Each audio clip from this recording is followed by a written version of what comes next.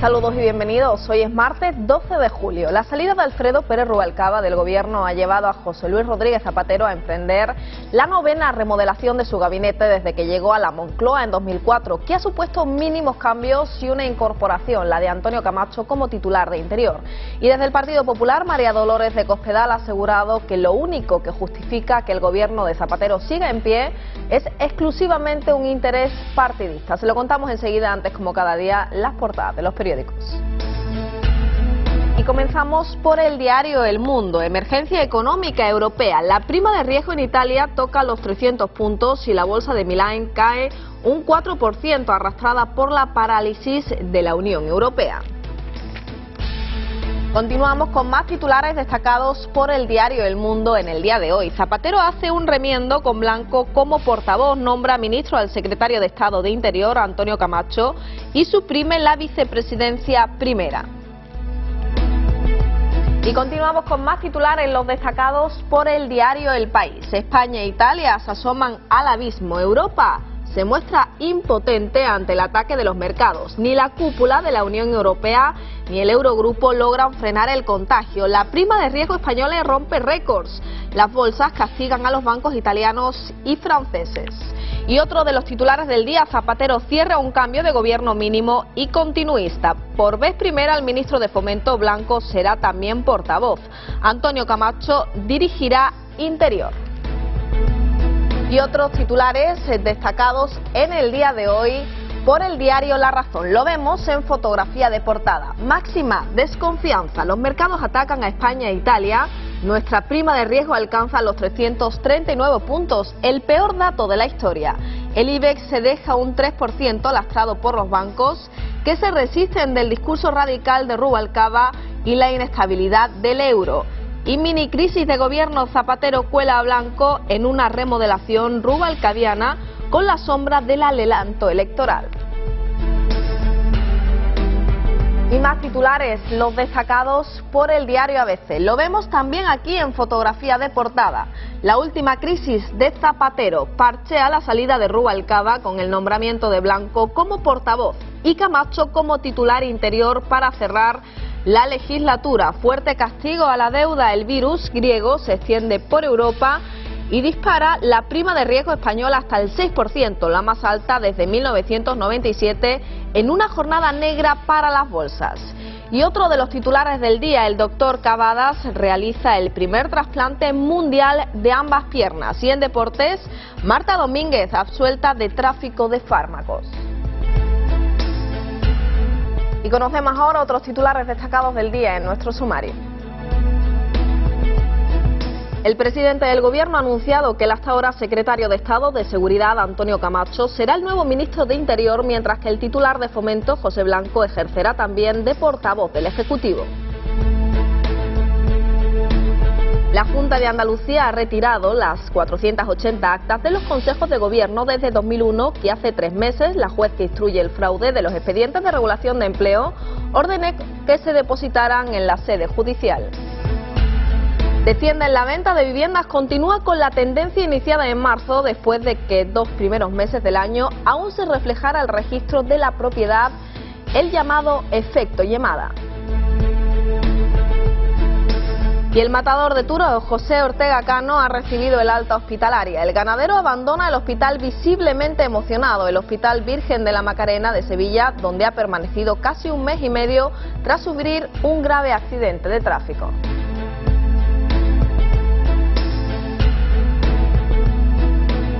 La salida de Alfredo Pérez Rubalcaba del gobierno ha llevado a José Luis Rodríguez Zapatero a emprender la novena remodelación de su gabinete desde que llegó a la Moncloa en 2004, que ha supuesto mínimos cambios y una única incorporación, la de Antonio Camacho como titular de Interior. La hasta ahora vicepresidenta segunda del gobierno, Elena Salgado, será la vicepresidenta económica. Manuel Chávez será el vicepresidente para la política territorial, mientras que José Blanco será el portavoz del Ejecutivo y Antonio Camacho irá a Interior. Cambios en el gobierno tras el adiós de Rubalcaba. Es la novena remodelación del gabinete de Zapatero desde que llegó a la Moncloa en 2004. El ministro de Fomento, José Blanco, asume la portavocía y el número de vicepresidencias se reduce a 2. Se mantienen sus titulares: Elena Salgado, vicepresidenta económica, y Manuel Chávez, vicepresidente político. y los cambios son los siguientes.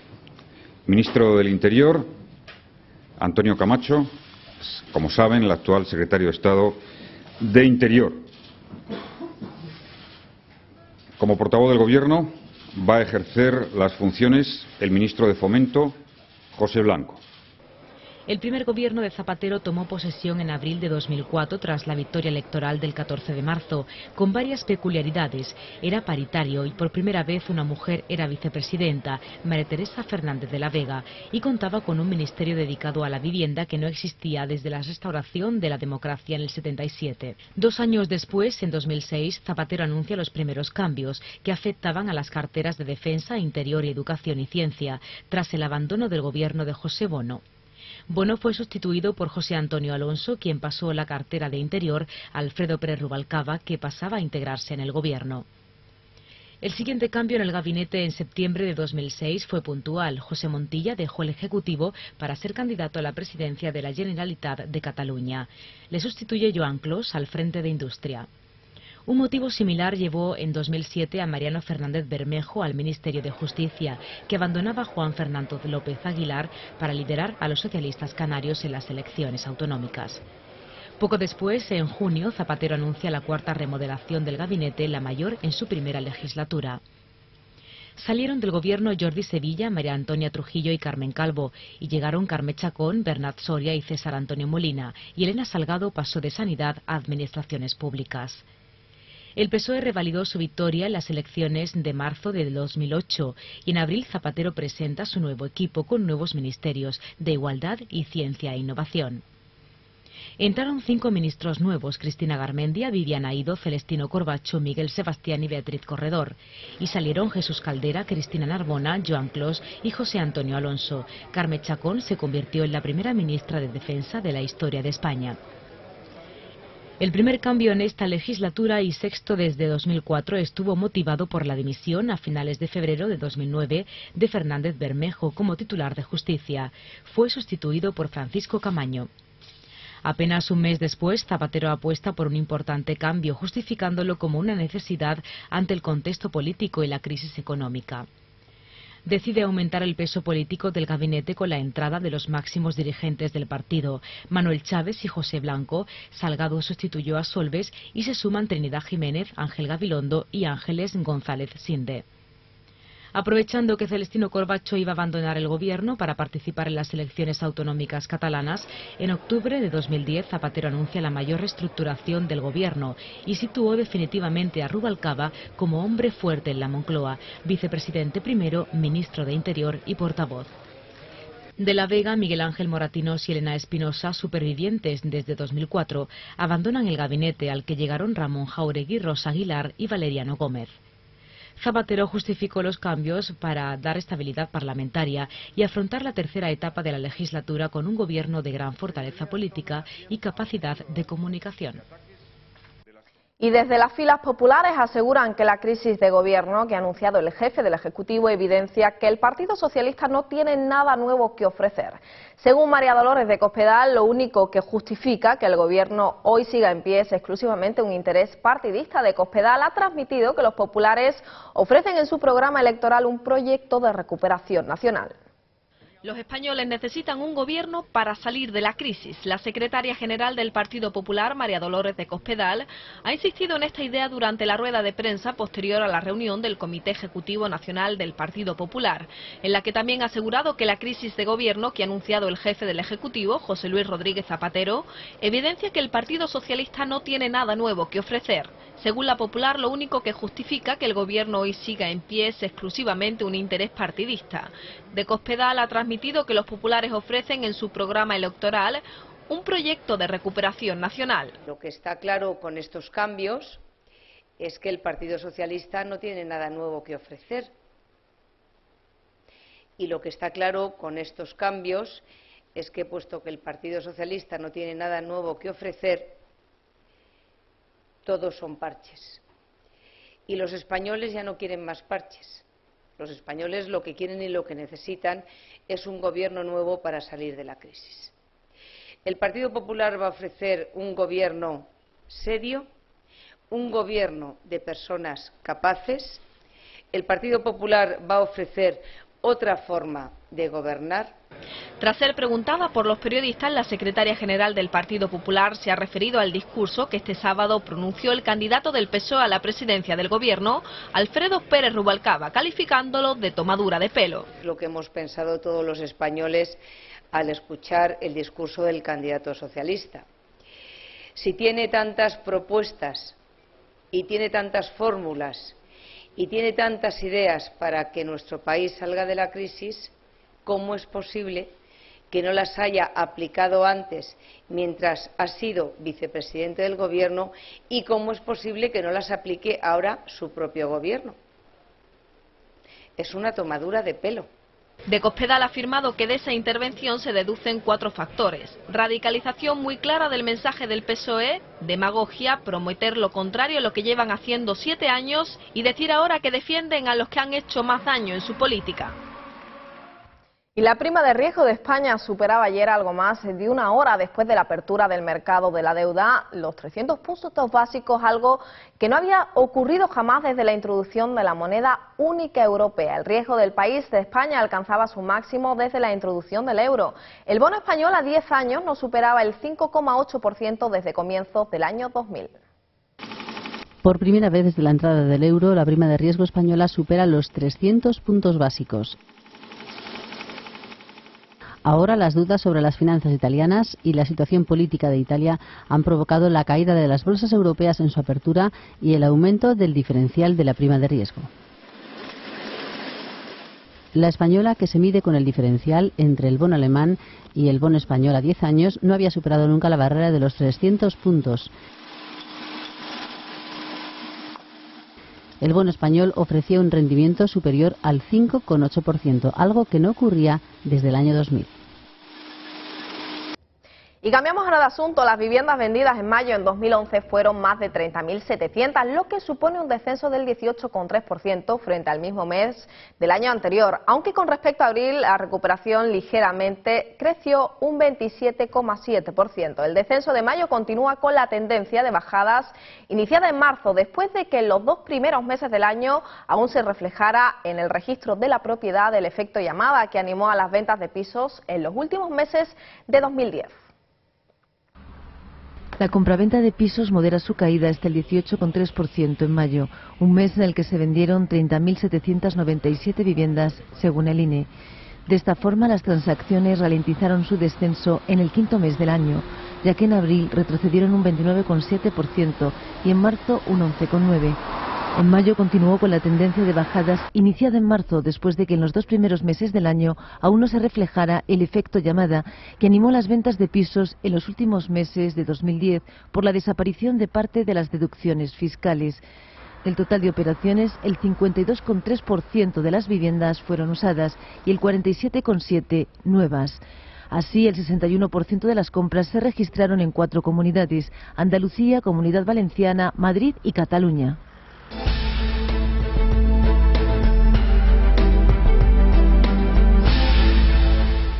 Y desde Andalucía, acto en memoria del asesinato de Miguel Ángel Blanco a manos de ETA. Los populares Javier Arenas, Antonio Sanz y Carlos García, entre otros, han compartido este momento con familiares y han aprovechado para rechazar la llegada de Bildu a las instituciones. Durante su discurso, los dirigentes populares se han pronunciado también sobre los ERE irregulares. Arenas ha criticado que el gobierno andaluz solo se empeña en tapar la verdad y no se centra en gobernar a la comunidad.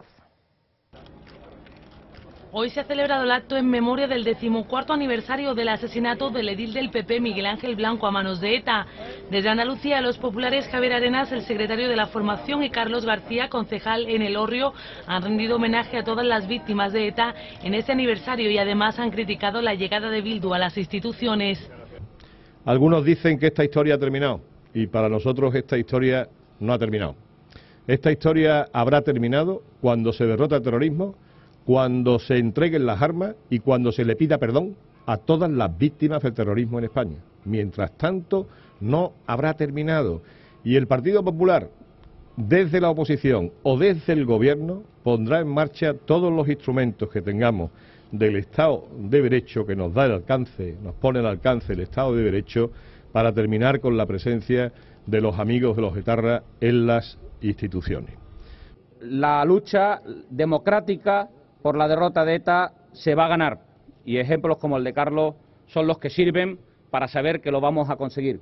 Y ejemplos como el del PP de Alcalá, de convertir en un compromiso con las víctimas del terrorismo esta fecha, también son un ejemplo que sirve para lograr la derrota definitiva de ETA. Durante su discurso, los dirigentes se han pronunciado acerca de los seres irregulares. Sanz ha anunciado que su partido ha trasladado a la juez que instruye el caso la documentación que supuestamente implicaría al portavoz del PSOE, Mario Jiménez, sobre un presunto desvío de fondos de reptiles a medios de comunicación afines al partido. Arenas, por su parte, ha criticado que el gobierno andaluz solo se empeñe en tapar la verdad y no se centre en gobernar la comunidad. El señor Guiñán está descompuesto porque sabe que los ERE se han utilizado para comprar voluntades, para comprar favores, para comprar paz social, y lo sabe perfectamente, y tenía que haber dimitido hace mucho tiempo. Y todos los días, por lo menos 100 veces, la palabra prevaricación le pasa por la cabeza. Los populares han calificado estos hechos de un paso más en el monumental escándalo y fraude de los ERES y han exigido a Jiménez que se lo explique a la juez, porque en su opinión no puede ser una casualidad que las subvenciones del Fondo de Reptiles finalmente tengan que ver con la construcción de la sede del PSOE en Huelva. Pues precisamente la Junta de Andalucía ha retirado del edificio de la Audiencia de Sevilla las 480 actas de los consejos de gobierno desde 2001, que hace 3 meses la juez que instruye el fraude de los expedientes de regulación de empleo ordenó que se depositaran en la sede judicial para evitar posibles alteraciones. 2 funcionarios de la Consejería de la Presidencia, escoltados por 2 agentes de la Policía Nacional adscrita a la comunidad autónoma, han procedido poco después del mediodía a retirar las copias compulsadas de dichas actas. La Junta de Andalucía ha retirado hoy del edificio de la Audiencia de Sevilla las 480 actas de los consejos de gobierno desde 2001 que hace 3 meses la juez que instruye el fraude de los expedientes de regulación de empleo ordenó que se depositaran en sede judicial para evitar posibles alteraciones. Escoltados por 2 agentes de la Policía Nacional y con varias bolsas con el logotipo de la Junta, 2 funcionarios han entrado en la audiencia y a los pocos minutos las han cargado en una pequeña furgoneta para trasladar de nuevo las actas a la sede de la Junta. La recuperación por parte de la Junta de estas resoluciones se produce en cumplimiento del auto de la Audiencia de Sevilla, que ordenó la devolución de las actas al dejar sin efecto la medida cautelar que en otro auto de 4 de abril adoptó la juez que investiga los seres irregulares de que se custodiasen en sede judicial. La juez adoptó dicha medida hasta tanto se dilucidase el conflicto de jurisdicción planteado por la Junta y que la juez, en un auto notificado el pasado viernes, acordó elevar al Tribunal de Conflictos, dependiente del Tribunal Supremo, tal como le llevaba solicitando el Gobierno andaluz desde marzo pasado. De este modo será ese Tribunal del Supremo el que decidirá si las actas son o no secretas, que es el fondo del enfrentamiento que mantienen la juez instructora y la Junta.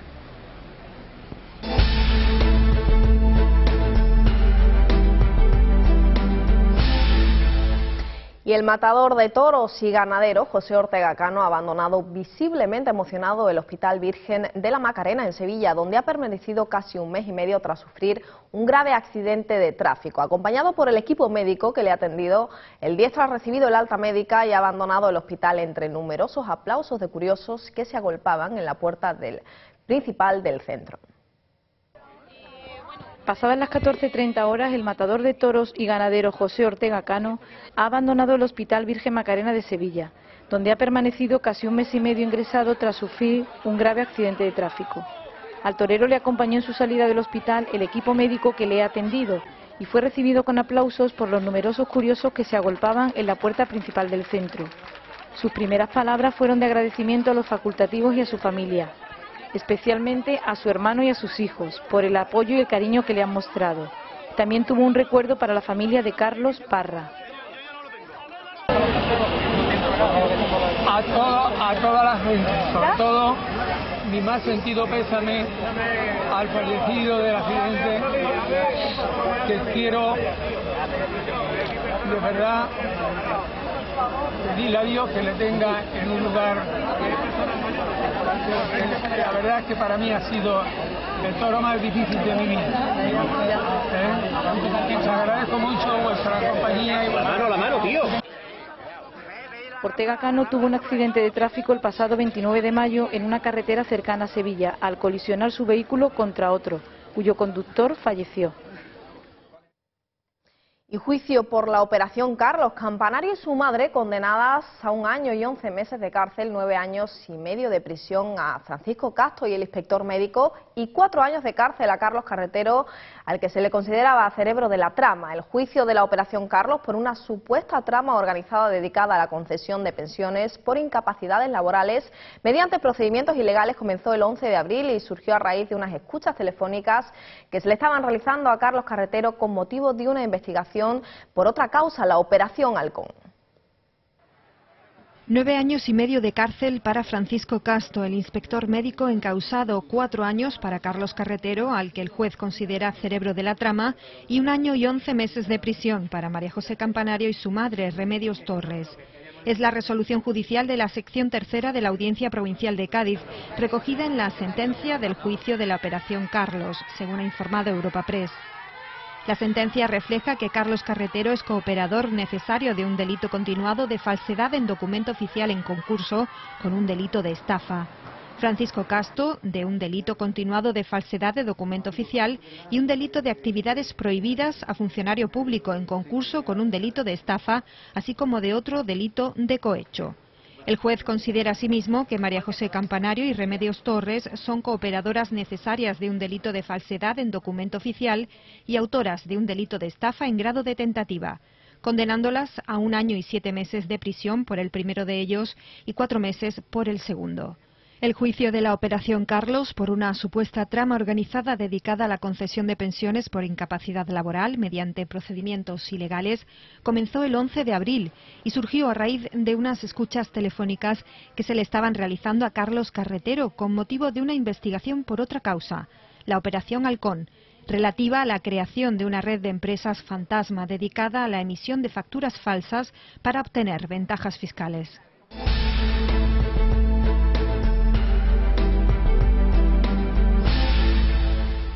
El Eurogrupo toma medidas para evitar el contagio entre países. Así se ha decidido flexibilizar el fondo de rescate para países en situación de emergencia. El objetivo de esta medida es estabilizar la situación del euro. Eso sí, los ministros no han logrado acercar posturas sobre el segundo rescate para Grecia y en particular sobre la contribución de la banca privada y han aplazado el acuerdo para septiembre.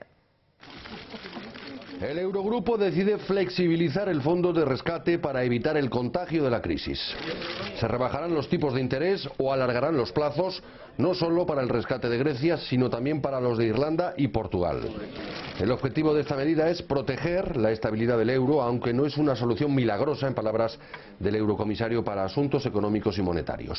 No, lo que estamos haciendo es reforzar nuestra respuesta colectiva a la crisis con estas medidas, empezando por la flexibilización y extensión del sistema de estabilidad financiera europeo. Sobre un segundo plan de ayuda para Atenas no ha habido acuerdo, especialmente en lo tocante a la participación de los bancos privados. Así todo, para la ministra española de Economía es un mensaje fuerte. Creo que es una buena señal la que se da en el día de hoy en todos sus aspectos, tanto en la flexibilización del mecanismo como en el reconocimiento de lo que ha hecho Grecia. Y les hablamos ahora de la precaria situación que viven millones de personas en África. La falta de agua ha agravado aún más la situación. La sequía afecta ya a 10 millones de personas. El Alto Comisariado de las Naciones Unidas para los Refugiados dice que se trata de la peor crisis humanitaria del mundo.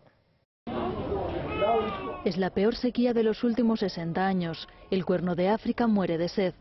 La falta de agua está afectando a casi 10 millones de personas en Etiopía, Kenia y Somalia, y en especial a la frontera entre los 3 países, una región habitada por poblaciones nómadas que dependen de las lluvias para subsistir. Miles de somalíes están cruzando la frontera en busca de ayuda, huyendo además del conflicto que sufre su país desde 1991.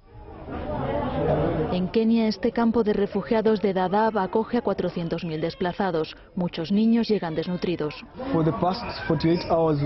En las últimas 48 horas no hemos perdido a ningún niño, pero algunas noches han llegado a morir 4 de hipotermia o hipoglucemia, dice este médico.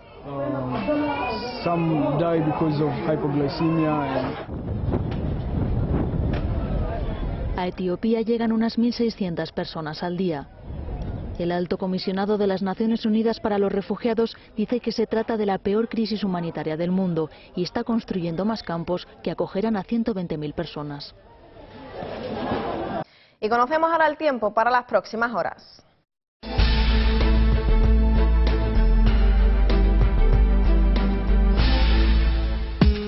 Los cielos se cubrirán de nubes con precipitaciones frecuentes en la cordillera cantábrica y en la vertiente atlántica también en Valencia y en Cataluña. Además, descenderán las temperaturas de manera notable generalizadas. Por tanto, cielos con nubes y precipitaciones en el norte, despejados en el sur.